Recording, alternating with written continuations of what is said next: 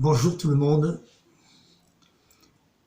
Le Conseil des ministres va bientôt se tenir, mais avant, nous allons avoir la prestation de notre cher président Macron, qui va encore passer quelque temps demain avec les journalistes pour nous exposer sa vision des choses, c'est-à-dire une absence totale de vision politique claire et affirmée pour sortir le pays de l'impasse dans laquelle il l'a mise, parce que c'est lui qui est responsable des maux dont souffre notre pays. Que ce soit le chômage, que ce soit la désindustrialisation, que ce soit évidemment l'inflation, que ce soit l'effondrement de l'hôpital et de notre école, que ce soit les difficultés que vivent les paysans. Tout dépend de la politique qu'il a mis en œuvre depuis maintenant plus de 6 ans et qui, année après année, a amené à la catastrophe que nous connaissons aujourd'hui et qui mécontente l'ensemble de la population. Alors évidemment, il a essayé un petit subterfuge avec le changement de Premier ministre, après avoir d'ailleurs fait traîner la question pendant plusieurs mois, alors que tout le monde savait qu'Elisabeth Borne allait passer au trapèze, et pour nous mettre quoi? À la place, M. Attal, qui lui est directement un produit de Sa Majesté Macron.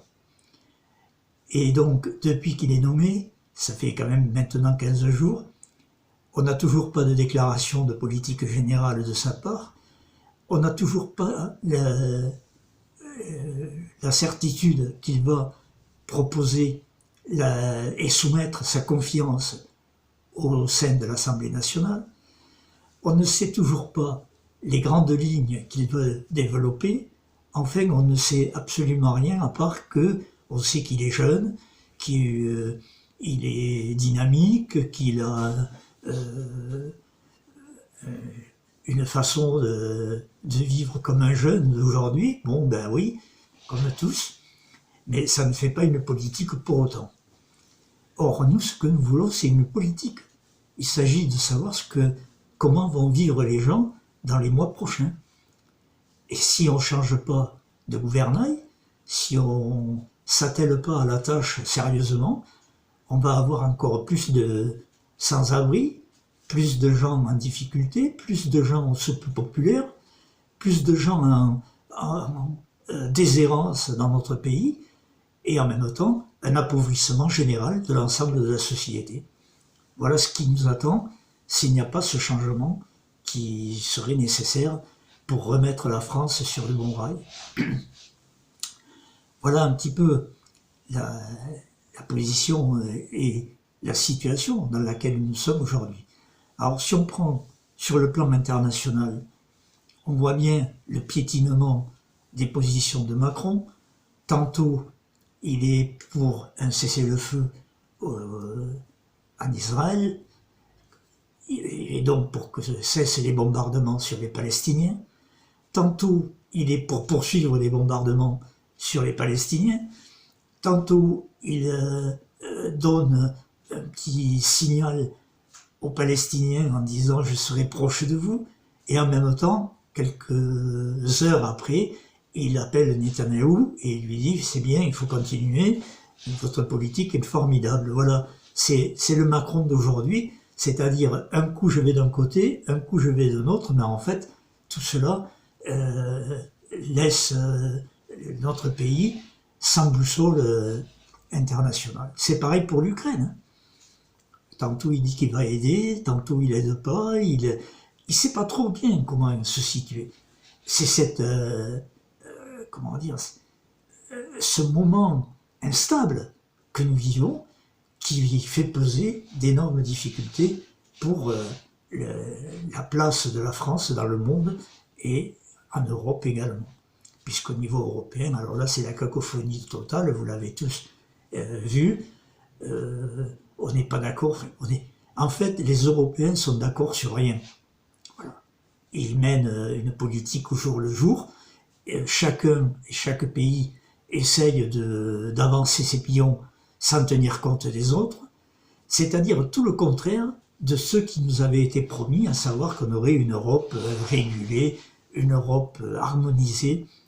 Alors évidemment, je ne parle pas sur le plan social, où les disparités sont énormes. Je viens d'apprendre ce matin encore que les infirmières belges sont payées 2 fois plus que les infirmières françaises, ce qui doit être vrai ailleurs.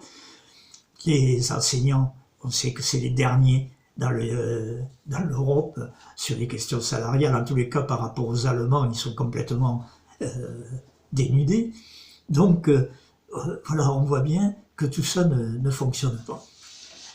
Et donc, on va aller vers une élection européenne au mois de juin avec un parti présenté par le gouvernement qui ne saura pas ce qu'il faut faire et en tous les cas qui va faire la pire des politiques alors qu'il faudrait avoir une position de la France qui soit ferme, bien établie et qui permette de satisfaire les besoins de notre pays en les harmonisant avec les besoins de l'Europe. Tout ça est possible, mais il faut une volonté politique, c'est ce qui manque à notre gouvernement. Voilà donc un petit peu sur le plan international. Évidemment, les résolutions de l'ONU, il s'assoit dessus, et tout ça, non, il y a un facteur d'instabilité qui se développe, et on voit bien qu'aujourd'hui, il y a de plus en plus de pays dans le monde qui commencent à rire de la position de la France et qui s'organisent pour eux prendre des positions. Je pense par exemple à l'Afrique du Sud, qui, la première, vient de mettre en accusation Israël devant le tribunal international de La Haye pour essayer de faire avancer les questions de la paix et les questions de la liberté des Palestiniens dans le Moyen-Orient.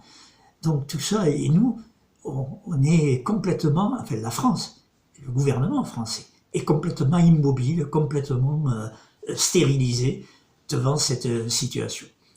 Sur le plan national, j'en ai dit 2 mots, mais chacun voit bien que les choses sont loin de s'éclaircir pour notre peuple et que nous allons vivre des moments très douloureux et très difficiles.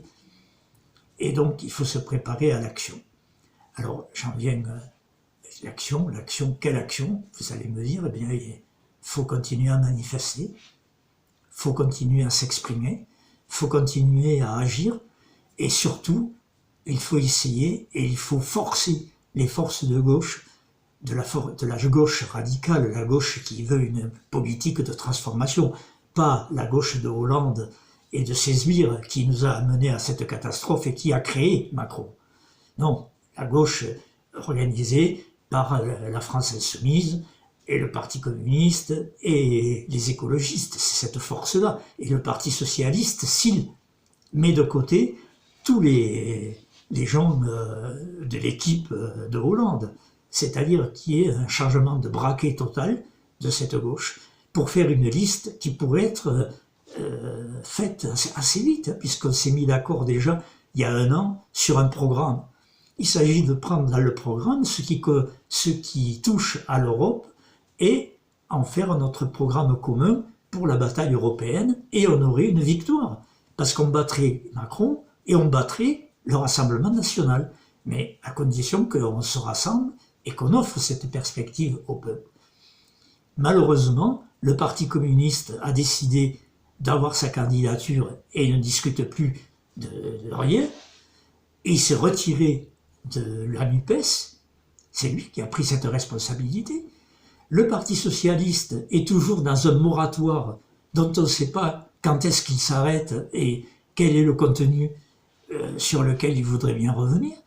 Et les écologistes, eux, partent aussi avec leur liste. Alors que nous avions proposé, en tous les cas la France insoumise, Mélenchon avait proposé que la liste soit menée par les écologistes. C'est-à-dire donc, loin d'être un embrigadement de cette liste, c'était au contraire donner une visibilité à la liste qui aurait pu être mise en avant. Alors, il n'est pas trop tard. On a encore jusqu'au mois de mars pour pouvoir le décider. Mais il faudra beaucoup d'efforts et il faudra une action des gens pour obtenir ça, parce que, vu ce qui est en train de se passer aujourd'hui, on voit bien qu'à part la France insoumise, les autres ont totalement oublié de de se rassembler sur le programme qu'ils ont signé. Voilà où on en est aujourd'hui. Évidemment, les déclarations de Macron demain vont faire peser de lourdes questions pour l'avenir et devraient amener justement cette gauche radicale à se rassembler, surtout qu'après la loi sur l'immigration, qui reprend toutes les thèses de Le Pen, on a de quoi être fort mécontent et de se poser des questions sérieuses pour le devenir de notre pays dans les mois qui vont venir. On pourrait donc se rassembler pour y faire front. Malheureusement, le Parti communiste, le Parti socialiste et les écologistes ont décidé autrement et ça va peser fortement sur l'avenir de cette puissance qu'on était en train de forger et qui permettait de rassembler beaucoup de monde autour de nous.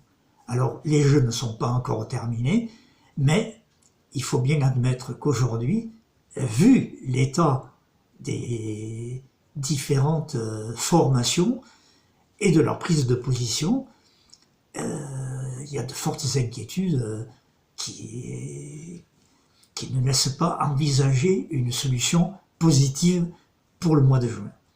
Mais voilà, donc il faut continuer le combat. On n'a pas d'autre moyen de faire que de s'expliquer, de discuter, d'engager les gens, de les appeler à se mobiliser. Et puis, ben voilà, on verra au fur et à mesure, en marchant, comment les choses vont se décanter ou pas. Et j'espère qu'elles vont se décanter dans le bon sens. En tous les cas, pour ma part, je vais continuer à travailler comme beaucoup d'autres et comme des millions d'autres dans le pays à ce rassemblement nécessaire pour sortir le pays de l'ornière et pour chasser Macron, sa bande et tout ce qui se retrouve dans sa mouvance, c'est-à-dire tous les défenseurs des privilégiés qui sont en train comment dire, de s'enrichir, de se gaver sur le dos de l'ensemble de la population. Et là, voilà, c'est ça le danger principal. Il faut donc y faire obstacle. Je vous appelle à le faire si vous en êtes d'accord. Voilà, si cette vidéo vous a